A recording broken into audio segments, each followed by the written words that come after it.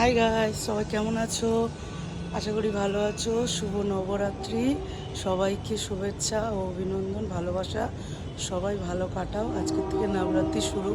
আজকে আমার একটা স্পেশাল দিন, তার জন্য আমার আজকে ভিডিওটা করা। আমার কাছে আজকে অনেক কিছু স্পেশাল।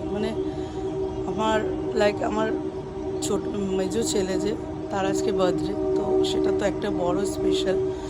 তার মধ্যে দিয়ে আবার নবরাত্রি। তো আমরা নবরাত্রি হয়, তো আমার অফিসে হয়, তো বাড়িতে করার হয়ে ওঠেনি। তো নেক্সট বার থেকে বাড়িতেও করার ইচ্ছা আছে। তোমাদের আশা ভরসা ভালোবাসা থাকলে সেটাও হবে। আর সবই ভগবানের ইচ্ছা। আর সে থার্ড ওয়ান যেটা আরও হচ্ছে স্পেশাল, আমার বলেছি আমার আমার আমার ঠাকুরঘর তৈরি হচ্ছে। তার জন্য আমার মা এতদিন বাইরেটা ধরতে গেলে কাটিয়েছে। তো সেটা আমার কাছে অনেকটা ছিল যে কখন হবে মায়ের নিজের জায়গায় মাকে যখন বসাবো, সেটার একটা আলাদা অনুভূতি, আলাদা আমার আনন্দ, সেটা কি বলবো। তো সেটা আজকেই হবে, যেহেতু আজকে একটা এত বড় বড় শুভ দিন, নবরাত্রি শুরু হয়ে গেছে আজকের থেকে। তো তার জন্য আজকেই আমাদের ঠাকুর ঘরেরও পুজো হবে।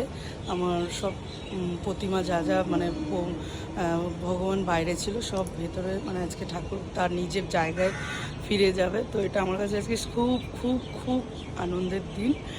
তো সেটাই তোমাদের দেখাবো, শেয়ার করবো পুরোটা। ঠাকুর ঘরের পুরো ডেকোরেশনটা আমার আইডিয়া। তো কেমন হয়েছে তোমরা শুধু বলবে, লাইক করবে, ভালো লাগলে কমেন্ট করবে। আমি সেটা দেখানোর জন্য খুব খুব এক্সাইটেড যে কীভাবে আমি আমার ঠাকুরঘরটাকে নতুন করে কীরম ছিল আর কীরম বানিয়েছি, তোমরা দেখে আমাকে বলবে।